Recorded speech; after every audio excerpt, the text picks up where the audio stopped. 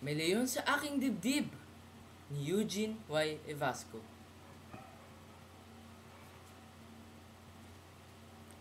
May leyong paggala-gala sa kanyang hawla.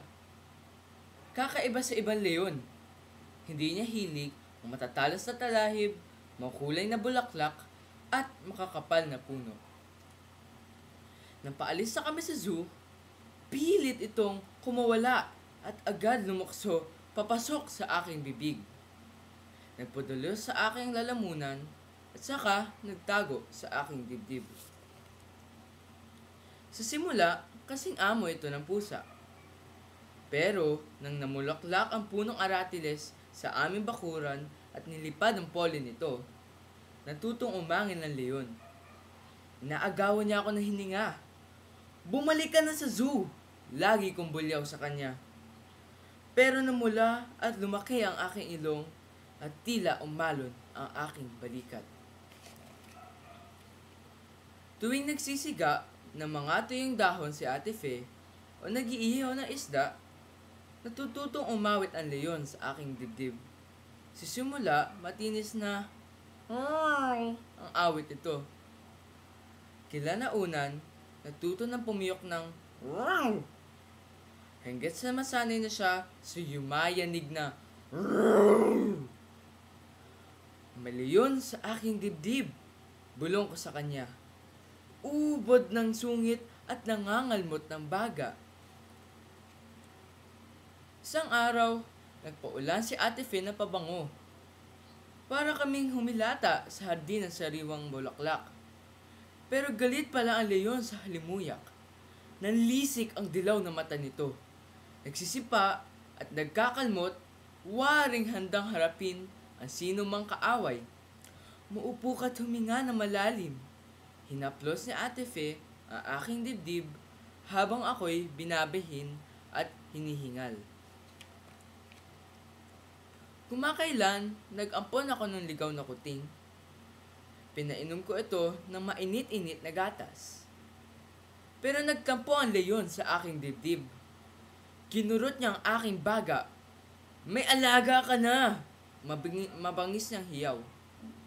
Pakiramdam ko'y biglang tumayo ang kanyang balahibo. Pinagpapantal tuloy ang aking balat. Noon di, pinaampon namin ang kuting. Kailangan maglinis tayo, utos ni nanay. Agad kinuha ni Ate Fe ang walis. Sa isang iglap, lumukso at lumilundag ang mga alikabok ng alampobra, mantel, at kurtina. Lumungoy sa paligid ang alikabok ng kutsyon, sopa, at iba pang muebles. Walang ano-ano, nagpumiglas ang leyon sa aking dibdib. Umangal ito ng napakalakas, litaw ang puting pangil at mga kuko. Kinalkal ang aking lalamunan, kinalaykay ang aking ngalangala, at tila nang iinis. Nakuha pang magpiko at magpatintero sa aking tadyang. Agad pa naglabas si Atay ng kumukulong tubig na hinaluan ng asin. Pinalanghap niya sa akin ang usok para mapatahan ang leyon. 3 oras din bago umamo ang aking leyon at saka sabay kaming nakatulog. Sabi ni nanay, noong araw, kumakain si lolo ng inihaw ng butiki para mapatahan ang kanyang leyon.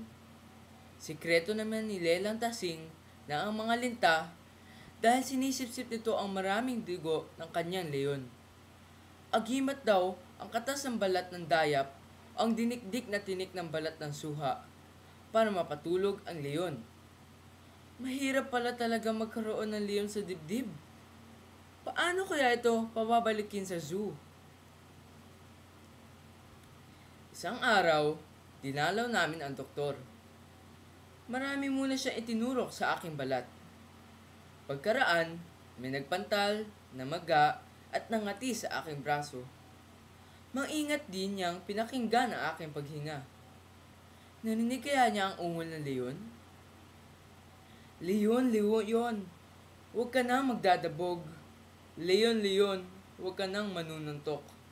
Pakiusap ko sa leyon sa aking dibdib. Langhapin mo ito kapag sumisikip ang iyong paghinga. Payo ng doktor at binigyan niya ako ng laruang bomba. Inhaler ang tawag niya dito. Pinatigil din ako ni inay sa bahay. Huwag ka muna lalabas. Kabilin-bilinan niya. Huwag kang magpapawis. Palitan mo ang damit mo. Hindi na muna ako nakikipaghabulan sa mga kalaro. Hayaan mo namang maarawan si Ambo. Hiling ni minsan ni Itay na nakitang nagmumukmok ako sa tabi ng bintana. Tingnan mo, ang putla-putla na. Pero sa labas naghihintay ang mga salbaheng usok, alikabok at polen.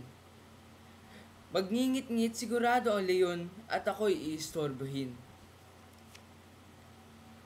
Lumipas ang mga araw at muli na namang nagpakitang gilas ang leon.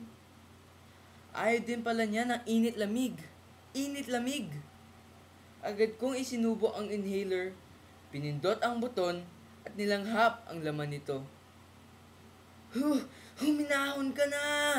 Pakiusap ko sa leon habang itinatambol niya ang aking dibdib. Nag-isip kami ng bagong paraan sa pagtataboy. Sabi ng doktor, kailangan ko ring lumukso at lumundag tulad ng ibang bata. Maigi rin ako'y pagpawisan sa pagkalalaro. Pero ang leon, mahirap kalaro ang leon.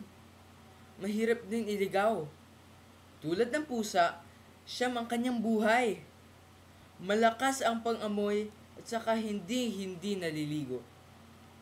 Tama, bulalas ni tatay at kumislap ang mga mata. Kailangan natin magbakasyon. Kakaiba ang amoy ng dagat kaysa sa aking silid. Dito kaya namin ililigaw ang leon? Gusto kaya ng leon ang buhanginan? Marunong kaya siyang lumangoy? Naalala ko naman ang sikreto namin ni Itay. Takot ang leon sa tubig. Lumusok kami ng dagat. Tinuruan akong lumangoy ni Itay.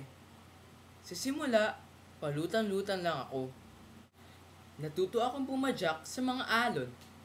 Iginalaw ko ang aking balikat at braso.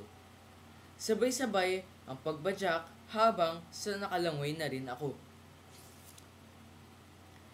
Natapos na ang bakasyon, pero hinayaan pa ako mag-aral lumangoy. Minsan sinusumpong ang leon, pero naagapan naman ang aking inhaler.